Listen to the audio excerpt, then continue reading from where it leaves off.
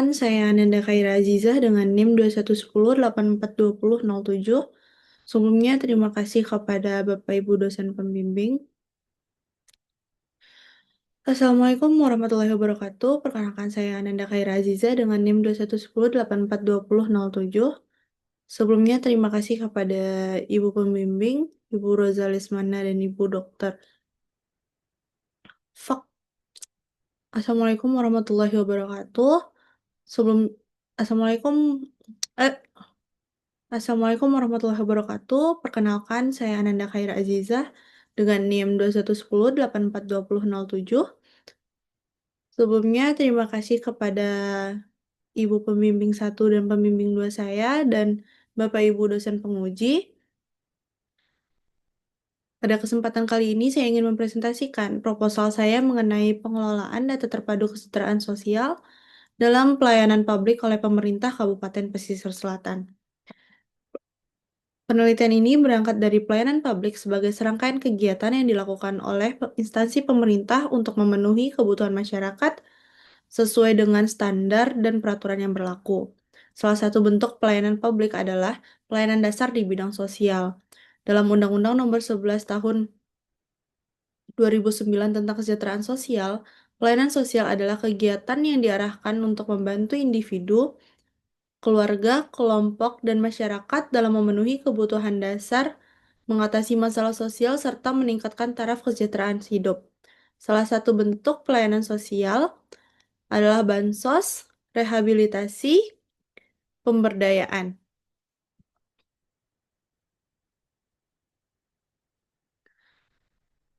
Terkait dengan kondisi kesejahteraan masyarakat di Indonesia, saat ini masih cukup memprihatinkan dengan kondisi kemiskinan masyarakat Indonesia, yaitu sebanyak 25,22 juta jiwa. Provinsi Sumatera Barat berada di 5,97% angka kemiskinan atau sekitar 315,43 ribu jiwa. Kondisi ini menunjukkan perlunya perhatian serius dari pemerintah terkait dengan penanggulangan kemiskinan. Di Provinsi Sumatera Barat, Kabupaten Mentawai menjadi peringkat nomor 1 dengan penduduk miskin terbanyak, dan Kabupaten Pesisir Selatan menjadi nomor 2 terbanyak dengan persentase yaitu 7,49% atau 36,5 ribu jiwa. Persentase Kabupaten Pesisir Selatan lebih rendah dari Mentawai, tapi jumlah absolut lebih tinggi. Hal ini mengakibatkan beban pemerintah untuk penanggulangan kemiskinan ini menjadi lebih besar.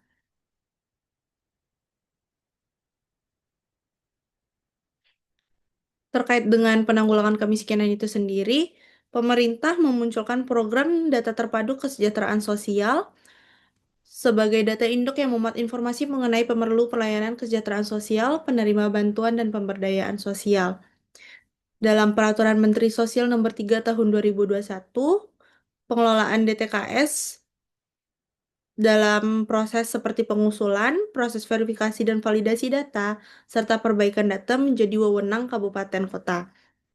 Pemerintah kabupaten kota yang terlibat dalam proses pengelolaan DTKS ini sendiri yaitu Pemerintah Dinas Sosial Pemberdayaan Perempuan dan Perlindungan Anak, Kabupaten Pesisir Selatan, kemudian ada operator 6NG Kabupaten, pemerintah nagari, operator 6NG Nagari, dan juga tenaga kesejahteraan sosial kecamatan.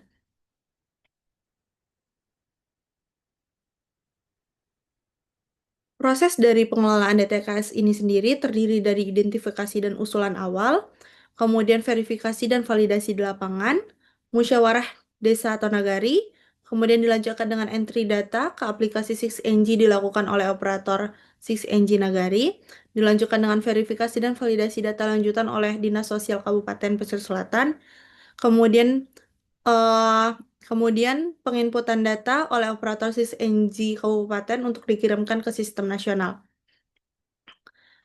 Setelah data ditetapkan, kemudian dilanjutkan dengan pemutakhiran data secara berkala yang ditetapkan setiap 6 bulan sekali. Urgensi dari penelitian ini diperlukan untuk kajian tentang pengelolaan DTKS dalam pelayanan publik oleh pemerintah Kabupaten Pesisir Selatan agar penyaluran bantuan sosial lebih efektif, akurat, dan tepat sasaran. Dari program DTKS ini yang telah dikelola, adapun rekap data DTKS Kabupaten Pesisir Selatan pada tahun 25 itu sendiri, yaitu Dari Kecamatan Silaut, Lunang, sampai Balai, Pancul Soal, Air Pura, Linggosari Baganti, sampai dengan Kota Sebalih Tarusan, dengan jumlah data yaitu 239,809 data, dan data yang masih perlu perbaikan data atau pemutakhiran data yaitu 29,293 data. Dari rekap data tersebut diketahui masih banyaknya data yang belum dilakukan pemutakhiran secara berkala sesuai dengan apa yang sudah ditetapkan yaitu 6 bulan sekali. Selanjutnya, juga ditemukan pengaduan masyarakat ke Ombudsman terkait dengan proses verifikasi dan validasi data yang lama, dan juga masyarakat yang berhak untuk menerima namun tidak terdata di dalam DTKS, dan sebaliknya justru masyarakat yang tidak terkategori miskin atau sangat miskin, namun terdata dalam program DTKS ini sendiri. Hal ini menunjukkan masih lemahnya proses verifikasi dan validasi data, dan juga pemutakhiran data yang secara berkala tersebut. Fenomena empiris dan teoritis dari penelitian ini yaitu ketidaksesuaian DTKS dengan kondisi real masyarakat, masih ada masyarakat yang patut menerima tapi tidak terdata, banyaknya pengaduan masyarakat ke Ombudsman terkait keterlambatan dan ketidakpastian penerimaan bantuan. Kemudian pembaruan data belum optimal terkendala oleh anggaran dan waktu verifikasi. Adapun rumusan masalah dari penelitian ini, yaitu bagaimana pengelolaan DTKS dalam pelayanan publik oleh pemerintah Kabupaten Pesisir Selatan, dan apa yang menjadi faktor pendukung serta faktor penghambat dalam pengelolaan DTKS di Kabupaten Pesisir Selatan. Tujuan penelitian ini untuk menganalisis pengelolaan DTKS dalam pelayanan publik oleh pemerintah Kabupaten Pesisir Selatan dan juga mengetahui serta menganalisis faktor pendukung dan faktor penghambat dalam pengelolaan DTKS itu sendiri. Manfaat penelitian ini secara manfaat teoritis, hasil dari penelitian ini diharapkan dapat dijadikan sebagai pembelajaran, contoh, serta acuan penelitian mengenai pengelolaan DTKS di Kabupaten Pesisir Selatan.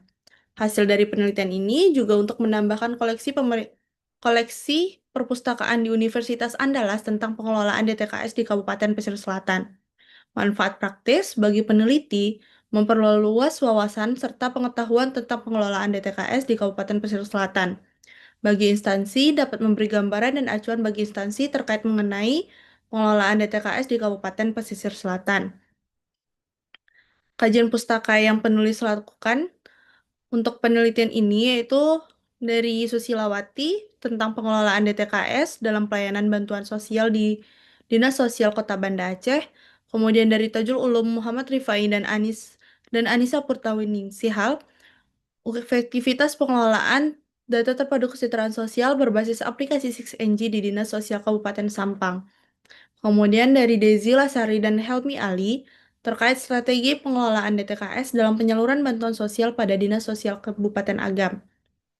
Selanjutnya dari Apri Santoso, Emaya Kurniawati, dan Ali Umar, kajian pelaksanaan verifikasi dan validasi data terpadu kesejahteraan sosial di Kota Semarang. Yang terakhir dari Dian Widyaningsih, Ruhmaniati, dan Nina Toyamah tentang mendorong pemutakhiran berkelanjutan terhadap DTKS.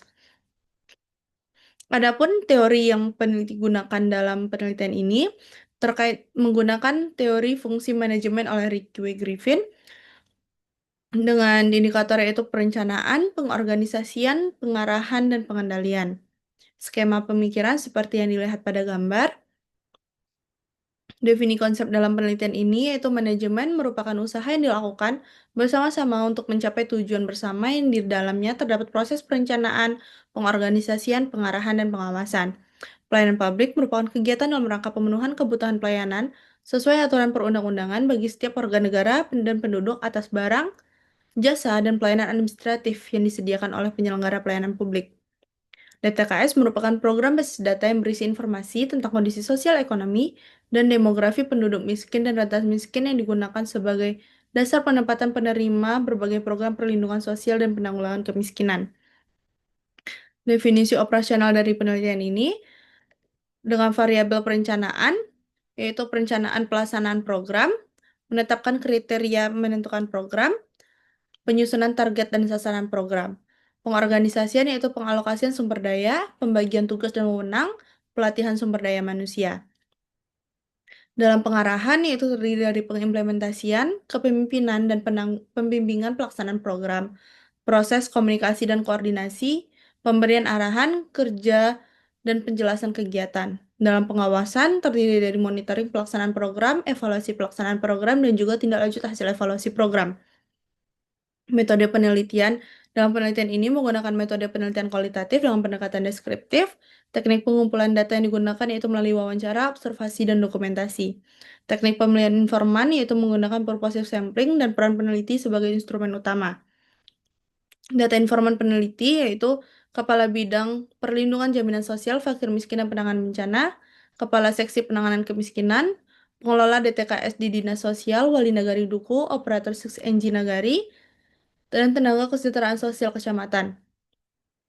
Proses penelitian ini dimulai dari peneliti melakukan perumusan masalah terkait fenomena yang diteliti, kemudian peneliti melakukan kajian literatur yang berkaitan dengan penelitian, kemudian melakukan survei awal dan melengkapi data sekunder. Unit analisis yaitu unit analisis kelompok yang terdiri dari Dinas Sosial Kabupaten Pesisir Selatan, pemerintah nagari, dan TKSK atau Tenaga Kesejahteraan Sosial Kecamatan. Teknik analisis data yang menggunakan tahap pengumpulan data, reduksi data, tahap penyajian data, dan penarikan kesimpulan. Teknik keabsahan data yaitu menggunakan triangulasi teknik. Berikut daftar pustaka yang penulis gunakan. Sekian yang dapat saya sampaikan. Apabila ada kesalahan, saya mohon maaf yang sebesar-besarnya. Assalamualaikum warahmatullahi wabarakatuh.